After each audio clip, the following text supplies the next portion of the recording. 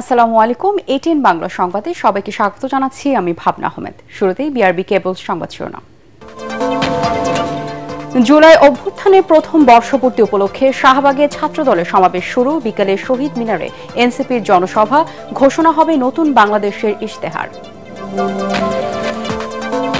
জুলাই গণহত্যা মামলায় শেখ হাসিনার বিরুদ্ধে প্রসিকিউশনের সূচনা বক্তব্য। অপরাধের প্রমাণ স্পষ্ট বললেন চিফ প্রসিকিউটর।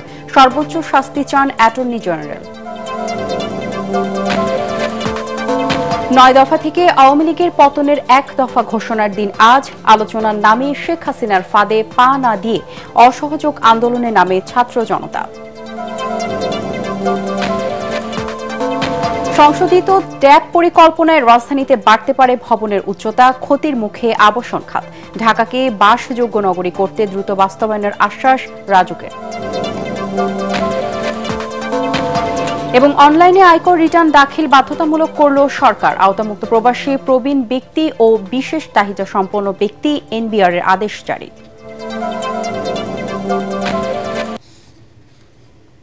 শুনছিলেন বিআরবি কেবল সংবাদ শিরোনাম। এবারে বিস্তারিত।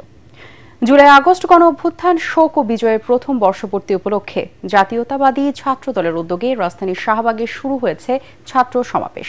দুপুর ২টায় আনুষ্ঠানিকভাবে সমাবেশের উদ্বোধন করা হলেও দুপুর ১২টা থেকে সংগঠনের নেতাকর্মীরা সমাগমে মুখর শাহবাগ এলাকা। নেতাকর্মীদের মধ্যে বিরাজ করছে উৎসব মুখর পরিবেশ। সমাবেশ স্থলে জড়ো হওয়া নেতাকর্মীদের চাঙ্গা রাখতে স্লোগানে স্লোগানে মুখর করে তুলেছেন ছাত্র জনদলের নেতারা। প্রত্যন্ত জেলা থেকে আসা নেতাকর্মীর গরম ও দীর্ঘ যাত্রার ক্লান্তি ভুলে স্লোগানে নিজেদের উজ্জীবিত রাখছেন।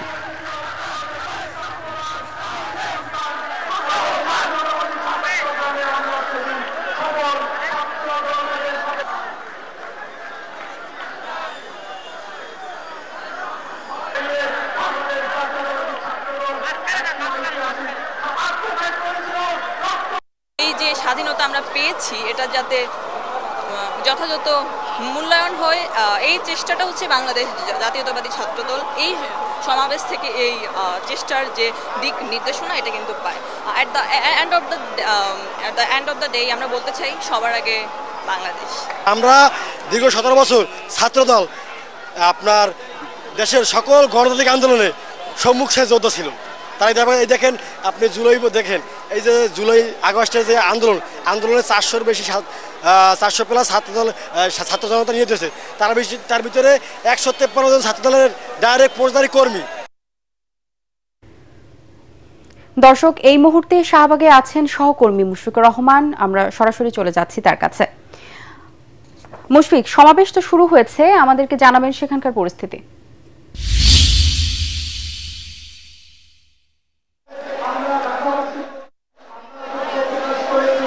আমরা এই মুহূর্তে শাহবাগ মোড়ে অবস্থান করছি। একেবারে জাতীয়তাবাদী ছাত্র দলের যে সমাবেশ, সেই সমাবেশের মঞ্চের সামনেই অবস্থান করছি।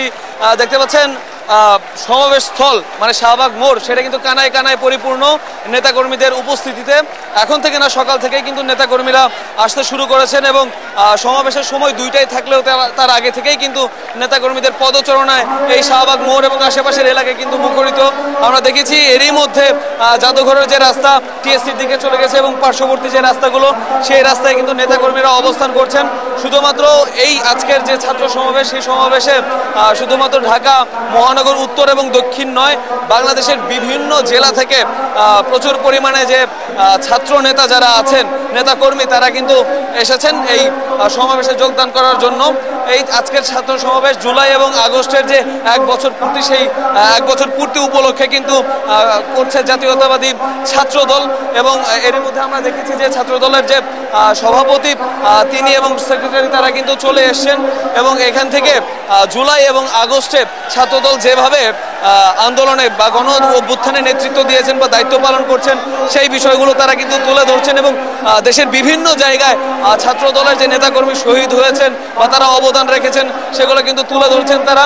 এবং যেটা জানতে চাইলেন যে সমাবেশ কি শুরু হয়েছে কিনা, সমাবেশ আসলে আনুষ্ঠানিকভাবে কিছুক্ষণের মধ্যেই শুরু হবে, কিন্তু তার আগেই কিন্তু নেতাকর্মী যারা আছেন শীর্ষস্থানীয় ছাত্র দলের, তারা কিন্তু বক্তব্য দিচ্ছেন, বক্তব্য রাখছেন আমরা দেখছি। এছাড়া আজকের এই সমাবেশে ভার্চুয়ালি যোগদান করবেন প্রধান অতিথি হিসেবে বিএনপির ভারপ্রাপ্ত চেয়ারম্যান তারেক রহমান এবং নেতাকর্মীদের সাথে আমরা কথা বলেছি। তারা যেটা আমাদেরকে জানিয়েছেন যে আজকের এই সমাবেশ থেকে তারেক রহমান তাদেরকে আগামীর যে রাজনীতি, নতুন বাংলাদেশের যে রাজনীতি সেটা কেমন হবে সেই বিষয়ে দিক নির্দেশনা দিবেন এবং আগামীর নির্বাচনে ছাত্রদল কিভাবে বিএনপিকে সহযোগিতা করবে বা তাদের ভূমিকাটা কি হবে সেই বিষয়ে দিক নির্দেশনামূলক বক্তব্য আসবে বলে তারা ধারণা করছেন। এছাড়া জুলাই আগস্টে যারা শহীদ হয়েছেন তাদেরকেও স্মরণ করা হবে বলে জানিয়েছেন নেতাকর্মীরা। এছাড়া আজকের অনুষ্ঠানে উপস্থিত থাকেন বিএনপির মহাসচিব মির্জা ফখরুল ইসলাম আলমগীর এবং তিনিও এখানে বক্তব্য দেবেন বলে আমরা জেনেছি। ভাবনা এই সমাবেশটা কিন্তু 2টা থেকে শুরু হয়ে বা কিছুক্ষণের মধ্যে শুরু হয়ে চলবে সন্ধ্যা 6টা পর্যন্ত এবং এই সমাবেশ থেকেই আজকে বিভিন্ন গুরুত্বপূর্ণ বিষয়ে ছাত্র দলের বিভিন্ন সিদ্ধান্ত কিন্তু এখান থেকে গ্রহণ করা হতে পারে বলে জানিয়েছেন দূর দূরান্ত থেকে আগত যারা ছাত্র নেতা আছেন তারা। এছাড়া প্রত্যেকেই কিন্তু জুলাই সনদের কথাও বলছেন যে দ্রুতই জুলাই সনদ যাতে প্রকাশ করা হয় এবং সবার যে অবদান যে রয়েছে জুলাই গণ অভ্যুত্থানে সেই অবদানের যে স্বীকৃতি সেই স্বীকৃতি যাতে প্রত্যেকেই দেওয়া হয় এবং তারা বলেছেন যে দেশে অরাজকতা, চাঁদাবাজি বা অন্যান্য অপতৎপরতা যদি কেউ চালাতে চায় ছাত্র দলের নাম দিয়ে দ্রুত তাদেরকে জানাতে বলেছে এবং কোনো দুষ্কৃতিকারীর সাথে ছাত্র দলের কোনো ধরনের কোনো সখ্যতা নেই বলে জানানো হচ্ছে বারবার নেতাকর্মীদের পক্ষ থেকে। ভাবনা এই ছিল সমাবেশ স্থল থেকে আমার কাছে এখনো পর্যন্ত সর্বশেষ। মুশফিক, আপনাকে ধন্যবাদ। পরবর্তী সংবাদে আরো খবরের জন্য আপনার সাথে আমরা যোগাযোগ রাখবো। এদিকে নতুন বাংলাদেশের ইশতেহার ঘোষণার লক্ষ্যে কেন্দ্রীয় শহীদ মিনারে চলছে জাতীয় নাগরিক পার্টি এনসিপির সমাবেশের প্রস্তুতি। বিকেল 3টায় আনুষ্ঠানিকভাবে সমাবেশ শুরু হবে, তবে দুপুর থেকেই নেতাকর্মীরা জড়ো হয়েছেন কেন্দ্রীয় শহীদ মিনারে। সেখানে মূল বেদির উপর একটি মঞ্চ নির্মাণ করা হয়েছে। নিরাপত্তার কথা মাথায় রেখে আশপাশের অঞ্চলে 105টি সিসি ক্যামেরা বসানো হয়েছে। বিপুল উপস্থিতির কথা মাথায় রেখে শহীদ মিনারের চারপাশে বসানো হয়েছে 6টি বড় পর্দা। সমাবেশ ঘিরে এরই মধ্যে শহীদ মিনার প্রাঙ্গণে দেশের বিভিন্ন অঞ্চল থেকে নেতাকর্মীরা আসতে শুরু করেছেন।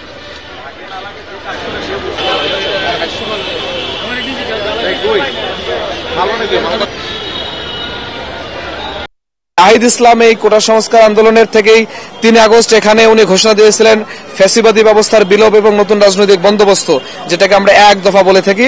সেই এক দফার ঘোষক বর্তমানে জাতীয় নাগরিক পার্টির আহ্বায়ক জনাব নাহিদ ইসলাম আজকে 2025 সালের 3 আগস্ট এই জায়গা থেকে নতুন বাংলাদেশের ইশতেহার ঘোষণা করবেন। স্বৈরাচার পলায়ন করছে, ফ্যাসিবাদী এখান থেকে গেছে, কিন্তু ফ্যাসিবাদী ব্যবস্থার বিলোপ হয়নি, স্বৈরতন্ত্র বিলোপ হয়নি। আমাদের আজকের ইশতেহার আসলে ফ্যাসিবাদী ব্যবস্থা বা স্বৈরতান্ত্রিক যে সংবিধান, আইন কানুন ব্যবস্থা আছে এটা পরিবর্তনের জন্য মানুষের কাছে যে নতুন মেসেজ, নতুন রাজনৈতিক বন্দোবস্তের কথা।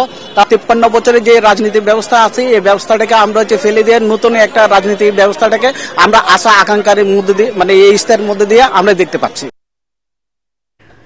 দর্শক, এই মুহূর্তে কেন্দ্রীয় শহীদ মিনারে আছেন সহকর্মী মাজহারুল হক মুহাজির। সেখানকার সমাবেশের প্রস্তুতি জানতে সরাসরি চলে যাচ্ছি তার কাছে। মুহাজির, এনসিপি নেতা কর্মীদের কেমন সমাগম দেখছেন? আমরা জানি যে এখান থেকে নতুন বাংলাদেশের ইশতেহার ঘোষণার কথা রয়েছে, এ ব্যাপারে আমাদের বিস্তারিত জানাবেন।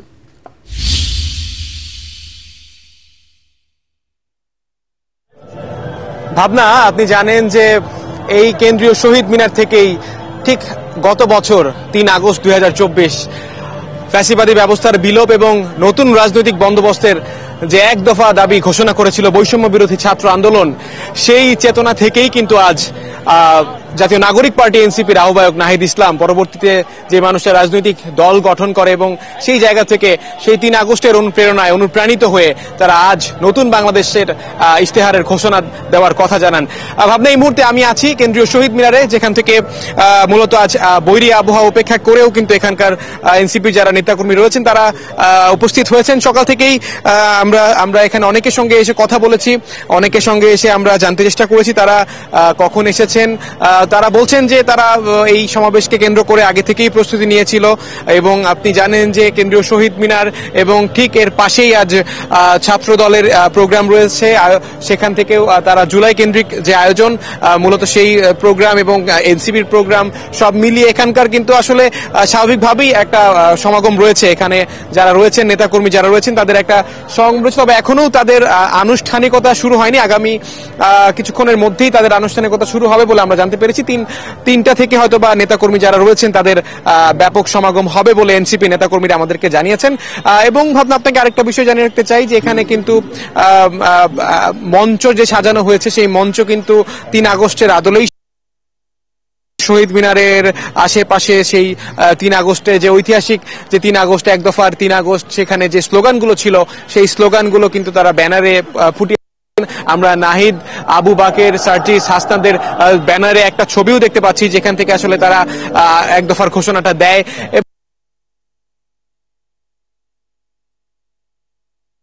একটু বলতে হয় ভাবনা এখানে নিরাপত্তা পরিস্থিতি এখন পর্যন্ত এখানে যারা রয়েছেন যেহেতু বৃষ্টি পড়ছে সেই জায়গায় বৃষ্টি উপেক্ষা করে নেতাকর্মীরা আসবেন এরকম ভাবে আমাদেরকে এনসিপি নেতারা জানিয়েছেন। তবে এই সমাবেশকে কেন্দ্র করে বহুল প্রত্যাশা রয়েছে জাতীয় নাগরিক পার্টির। এখানে জুলাই সনদ, জুলাই ঘোষণাপত্র এই সবকিছুর দাবি নিয়েই মূলত আজকের এই সমাবেশটি হবে এবং এখান থেকেই নাহিদ ইসলামরা আপনি জানেন যে গত 1 জুলাই থেকে 30 জুলাই পর্যন্ত যে জুলাই পদযাত্রা তারা কর্মসূচি অংশ করতে জুলাই পদযাত্রা সেখান থেকে কিন্তু তারা প্রত্যেক জেলায় জেলায় তারা সবাই আসলে 3 আগস্ট এই কেন্দ্রীয় শহীদ মিনারে আসার আহ্বান জানান। এখন আসলে আমরা অপেক্ষায় রয়েছি যে আজকের সেই ঐতিহাসিক 3 আগস্টকে তারা জাতীয় নাগরিক পার্টি আসলে কিভাবে আয়োজন করে।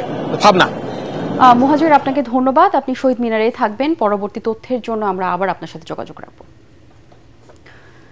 জুলাই আন্দোলনে গণহত্যার ঘটনায় মানবতা বিরোধী অপরাধের মামলায় ক্ষমতাচ্যুত প্রধানমন্ত্রী শেখ হাসিনা সহ 3 আসামির বিরুদ্ধে প্রসিকিউশনের সূচনা বক্তব্য চলছে। বক্তব্যের শুরুতেই চিফ প্রসিকিউটর তাজুল ইসলাম তদন্ত প্রতিবেদন দাখিল সহ বিভিন্ন বিষয়ে আদালতে উপস্থাপন করেন। এতে তিনি বলেন, শেখ হাসিনার বিরুদ্ধে জুলাই আন্দোলন দমনে অপরাধের প্রমাণ এতটাই স্পষ্ট ও শক্তিশালী যে বিচারে বিন্দুমাত্র সন্দেহের সুযোগ থাকবে না। আন্তর্জাতিক অপরাধ ট্রাইব্যুনাল 1-এর চেয়ারম্যান বিচারপতি গোলাম মর্তুজা মজুমদারের নেতৃত্বাধীন 3 সদস্যের বিচারিক প্যানেলে অ্যাটর্নি জেনারেল মোহাম্মদ আসাদুজ্জামানও বক্তব্য রাখেন। এ সময় তিনি বলেন, আজকের দিনটি ঐতিহাসিক। বিশ্বের ইতিহাসে শেখ হাসিনার মতো কোনো স্বৈরাচারের জন্ম হয়নি। বাংলাদেশের ভবিষ্যতের স্বার্থে, ভবিষ্যৎ প্রজন্মের স্বার্থে স্বৈরাচার ও তার সহযোগীদের সর্বোচ্চ শাস্তি দাবি করেন রাষ্ট্রের প্রধান এই আইন কর্মকর্তা। মানবাধিকার সংস্থা হিউম্যান রাইটস ওয়াচ অন্যান্য সংস্থার পর্যবেক্ষণ অনুযায়ী আওয়ামী লীগ সরকার, আইন শৃঙ্খলা বাহিনী এবং তাদের সহযোগী সংগঠন কর্তৃক পরিচালিত এই সমন্বিত দমন অভিযান আন্তর্জাতিক মানবাধিকার আইনের সুস্পষ্ট লঙ্ঘন এবং মানবতা বিরোধী অপরাধের শামিল। আমরা জুলাই অগাস্ট 2024 সালের গণ অভ্যুত্থানের সেই সব ভুক্তভোগীদের জন্য ন্যায় বিচার চাই যাদের জীবন ও স্বপ্ন এই সহিংসতার কারণে নির্মমভাবে ধ্বংস হয়ে গেছে। এবারে রক্তে লেখা জুলাই অভ্যুত্থান। 9 দফা থেকে সেই ঐতিহাসিক 1 দফা ঘোষণার দিন আজ। গত বছর 34 জুলাই বা 3রা আগস্টই শেখ হাসিনা সহ আওয়ামী লীগ সরকারের পতন ও ফ্যাসিবাদ বিলোপের 1 দফা ঘোষণা করে বৈষম্য বিরোধী ছাত্র আন্দোলন। এদিন আলোচনার জন্য সব দুয়ার উন্মুক্তর কথা বললেও শেখ হাসিনার পাতা ফাঁদে আর পা দেয়নি নাহিদ, আসিফ, হাসনাতরা। বরং 3 আগস্টই ঘোষণা দেওয়া হয় অসহযোগ আন্দোলনের। সেদিনের স্মৃতি তুলে ধরছেন সহকর্মী মাজহারুল হক মুহাজির।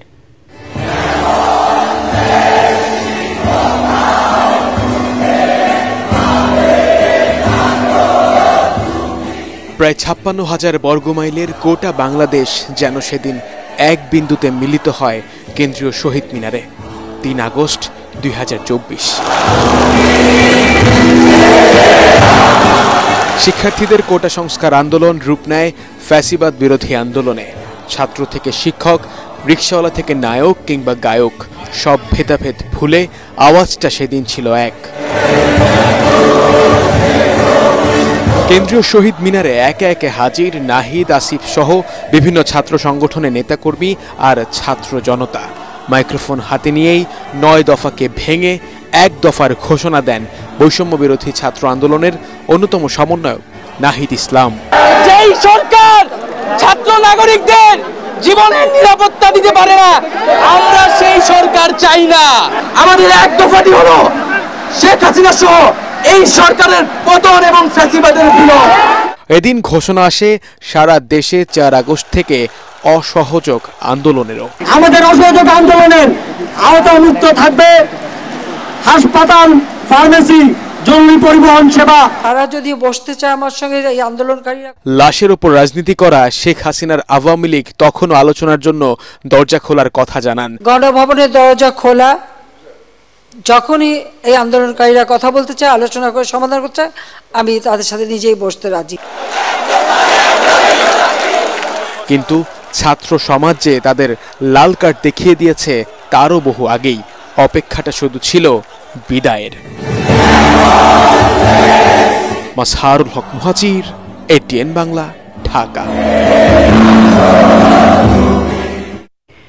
সংশোধিত ড্যাব বা বিশদ অঞ্চল পরিকল্পনায় রাজধানীতে বাড়তে পারে ভবনের উচ্চতা, আর তাতে স্থবির আবাসন খাত। এ খাতের ব্যবসায়ীরা বলছেন ড্যাপের দীর্ঘসূত্রিতার কারণে এরই মধ্যে বড় ধরনের ক্ষতির মুখে নির্মাণ শিল্প খাত। রাজধানী ঢাকাকে বাসযোগ্য নগরী হিসেবে গড়ে তুলতে দ্রুত ড্যাব সংশোধন ও তা বাস্তবায়নের কথা জানান রাজুক চেয়ারম্যান ইঞ্জিনিয়ার রিয়াজুল ইসলাম। তরিক ইসলামের রিপোর্ট। রাজধানী ঢাকায় যে কোনো ভবন নির্মাণে এর উচ্চতা, ইউনিট ও তার আয়তনের অনুমতি দেয় রাজধানী উন্নয়ন কর্তৃপক্ষ রাজুক। রাজধানী ঢাকাকে বাসযোগ্য করতে সবশেষ 2022 সালে ভবনের ফ্লোর এরিয়া রেশিও বা ফার কমিয়ে ড্যাপের সংশোধন আনে রাজুক। আলোচনা সমালোচনার মুখে আবারও ড্যাপ সংশোধনের উদ্যোগ নেয় রাজুক।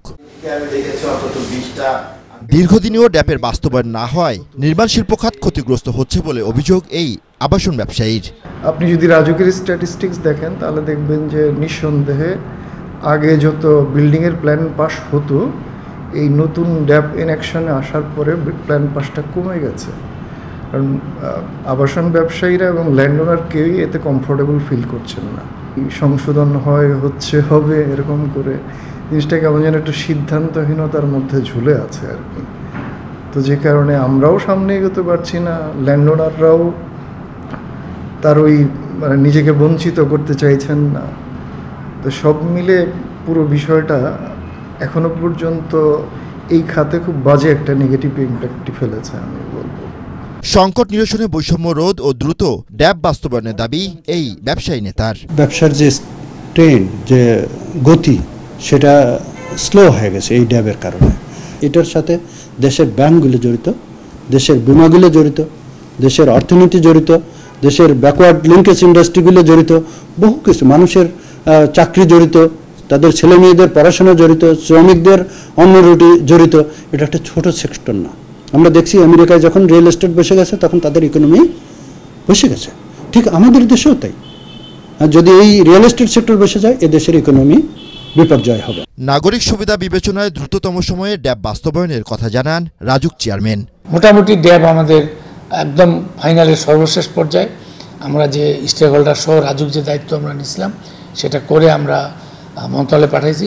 সেখানেও 2-1টা মিটিং অলরেডি হয়েছে।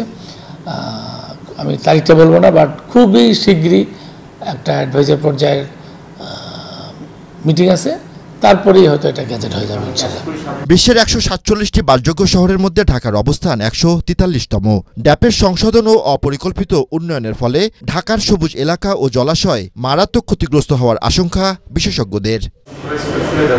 তরিক ইসলাম, এটিএন বাংলা, ঢাকা।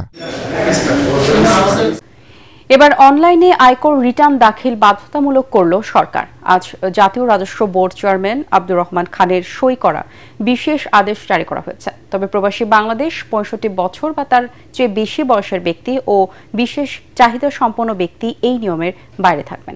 তবে তারাও চাইলে অনলাইনে রিটার্ন জমা দিতে পারবেন। আদেশে আরও বলা হয়েছে, ই রিটার্ন সিস্টেমে কারিগরি সমস্যার কারণে যদি কোনো সাধারণ করদাতা রিটার্ন জমা দিতে না পারেন তাহলে তাকে আগামী 31 অক্টোবরের মধ্যে সংশ্লিষ্ট উপকর কমিশনারের কাছে লিখিতভাবে জানিয়ে আবেদন করতে হবে। অতিরিক্ত বা যুগ্ম কর কমিশনারের অনুমোদন সাপেক্ষে তারা কাগজে রিটার্ন জমা দিতে পারবেন। মানসম্মতভাবে সমন্বিত সেবার ঘাটতি দেশের স্বাস্থ্য খাতে সবচেয়ে বড় দুর্বলতা বলে মনে করেন পিপিআরসির নির্বাহী চেয়ারম্যান ডক্টর হোসেন জিল্লুর রহমান। রাজধানীর সিরডপ মিলনায়তনে পিপিআরসি, ইউএইচসি ফোরাম এবং ইউনিসেফ আয়োজিত স্বাস্থ্য খাত সংস্কার বিষয়ক আলোচনা সভায় তিনি কথা বলেন স্বাস্থ্য সংস্কার কমিশন সুপারিশ দেওয়ার ৩ মাস পার হলেও এখানে দৃশ্যমান কোনো অগ্রগতি নেই। শুধুমাত্র কারিগরি আলোচনায় সীমাবদ্ধ না থেকে সুপারিশ অনুযায়ী পরবর্তী করণীয় নিয়ে আলোচনা চালিয়ে যেতে হবে। স্বাস্থ্য খাতকে শুধু ডাক্তার বা নার্স হিসেবে না দেখে রাষ্ট্রকেও এ খাতে বিনিয়োগের আহ্বান জানান ডক্টর হোসেন জিল্লুর রহমান। স্বাস্থ্য মানে শুধু একটা ডাক্তার নার্স নয়, এটা একটা এনভায়রনমেন্ট। এই ক্লিন টয়লেট সেজন্য দরকার। খরচের বিষয়টা আসছে, বিমার বিষয়টা আসছে, এগুলো অবশ্য অনেক বিতর্ক এবং অনেক চিন্তাভাবনা করতে হবে, এক্সপেরিমেন্ট করতে হবে। এখানে রাষ্ট্রেরও তার যে বিনিয়োগ, সেখানেও কিন্তু একটা গুরুত্বের সাথে রাষ্ট্রকেও এটাকে স্বাস্থ্য একটা বিনিয়োগ হিসাবে চিন্তা করার একটা জায়গায় যেতে হবে। সেবা যারা দিচ্ছেন নীতি নির্ধারক মহলের চিন্তার মধ্যেও কিন্তু ঘাটতি আছে। এই হেলথ লিটারেসি এটাকে একটা সমগুরুত্বের একটা এজেন্ডা হিসেবে আমাদেরকে মাথায় নিতে হবে। এবারে পূবালী ব্যাংক বাণিজ্য সংবাদ।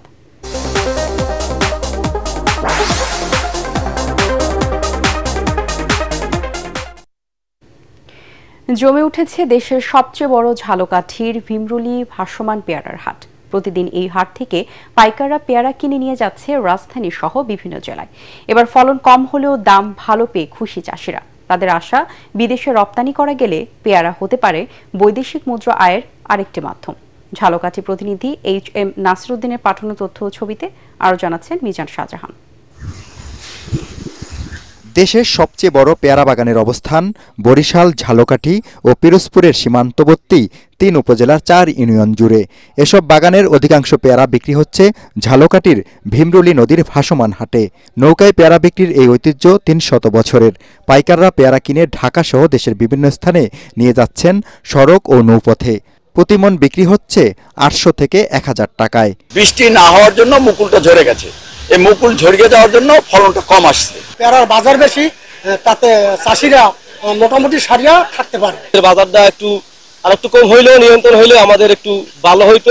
প্রাকৃতিক সৌন্দর্যের অপূর্ব নিদর্শন পেয়ারা বাগান ও ভাসমান হাট দেখতে দেশ বিদেশের হাজারো পর্যটকের ভিড়ে মুখরিত আটগড়, কুরিয়ানা ও ভীমরুলি।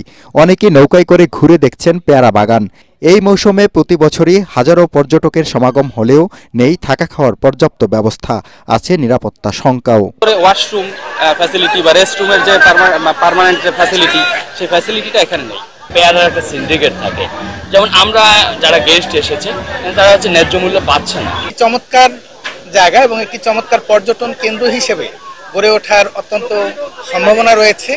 সম্প্রতি আলজেরিয়ার রাষ্ট্রদূত আবদেল ওহাব সাইদানি পেয়ারার বাগান পরিদর্শন শেষে বলেন তার দেশ বরিশালের পেয়ারা নিতে আগ্রহী। Taxes and all procedures of exporting will be inshallah facilitated. They will invite all farmers from the region. কৃষি সম্প্রসারণ বিভাগ জানিয়েছে চলতি মৌসুমে 562 হেক্টর জমিতে পেয়ারার আবাদ হয়েছে। উৎপাদন লক্ষ্যমাত্রা ধরা হয়েছে 5626 মেট্রিক টন। আশা করা যায় বেশ কয়েক কোটি টাকার পেয়ারা এখানে বিক্রি হবে ভাসমান বাজারকে কেন্দ্র করে। আমাদের কিছু উদ্যোক্তা যারা পেয়ারা জেলি তৈরি করছে এবং জেলি তৈরি করে এটা মার্কেটিং এ করছে, আমরা তাদেরকে কারিগরি প্রশিক্ষণ দেওয়ার চেষ্টা করছি। 1.5 থেকে 2 মাসের মধ্যে শেষ হয়ে যায় পেয়ারার মৌসুম। এজন্য জ্যাম, জেলি ও জুসের কারখানা স্থাপন করে বিকল্প উপায় বের করা গেলে চাষিরা বেশি লাভবান হবেন বলে মনে করেন কৃষিবিদরা। Bureau report, ATN Bangla. এবার আল-আরফা ইসলামী ব্যাংক অর্থ সংবাদ।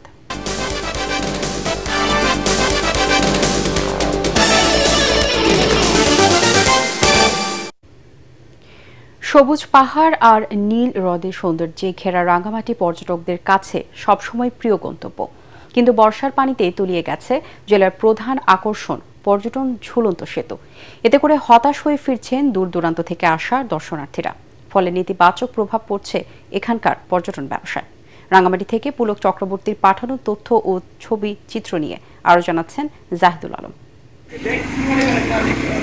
পাহাড়, হ্রদ আর সবুজের অপরূপ সমন্বয়ে ঘেরা রাঙামাটি। পাহাড়ের রানী নামে খ্যাত এই পার্বত্য জেলাটি সারা বছরই পর্যটকদের অন্যতম আকর্ষণ। প্রতি বছর হাজার হাজার মানুষ ছুটে আসেন কাপ্তাই হ্রদে নৌভ্রমণ, শুভলং ঝর্ণা দেখা এবং ক্ষুদ্র নৃগোষ্ঠী সংস্কৃতি উপভোগ করতে।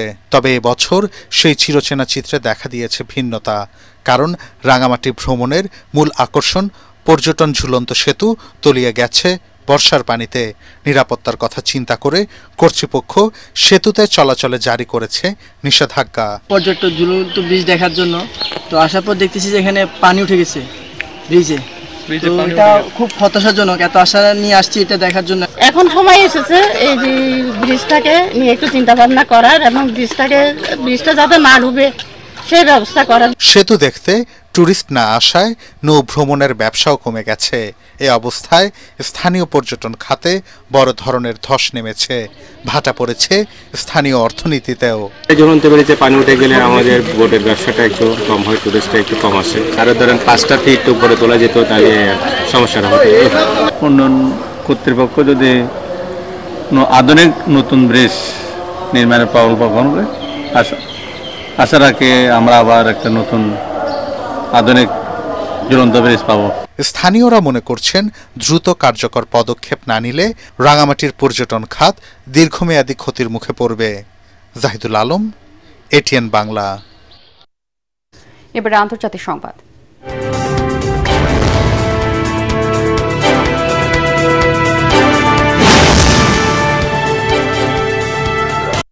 চিলির অন্যতম বৃহৎ কপার খনি এল তেনিয়েন্তেতে 4.2 মাত্রা ভূমিকম্পের ফলে ধসের 2 জনের মরদেহ উদ্ধার করা হয়েছে।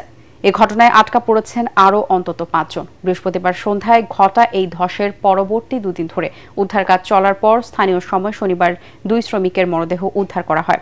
তবে তারা আটকে পড়া 5 জনের মধ্যে ছিলেন না। উদ্ধারকারী দল জানায় এখনও প্রায় 90 মিটার পাথরের স্তর ভেদ করে বাকি শ্রমিকদের কাছে পৌঁছাতে হবে। চিলির প্রেসিডেন্ট গাব্রিয়েল বোরিচ বলেন, খনির ব্যবস্থাপনা কিংবা মাইনিংয়ের নিরাপত্তা ব্যবস্থায় কোনো ঘাটতি ছিল তা খতিয়ে দেখা হবে। নিরাপত্তা রক্ষীদের বেঁধে নাটোর সুগার মিলে দুর্ধর্ষ ডাকাতি হয়েছে। গতরাত 1টার দিকে একদল ডাকাত চিনিকলের পেছনের ভাঙা দরজা দিয়ে মিলে ঢোকে। এরপর তারা অস্ত্রের মুখে মিলের 12 জন নিরাপত্তা রক্ষীকে বেঁধে রেখে মিল হাউস, বিদ্যুৎ বিভাগ, প্রকৌশল বিভাগ সহ বিভিন্ন বিভাগে রক্ষিত ধাতব মালামাল লুট করে নিয়ে যায়।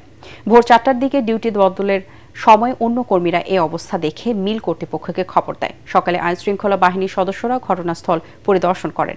মিলের ব্যবস্থাপনা পরিচালক আখলাসুর রহমান জানান, লুট করা মালামালের পরিমাণ নিরূপণ সহ ডাকাতির ঘটনা তদন্ত শুরু করেছে প্রশাসন। এবারে খেলার খবর।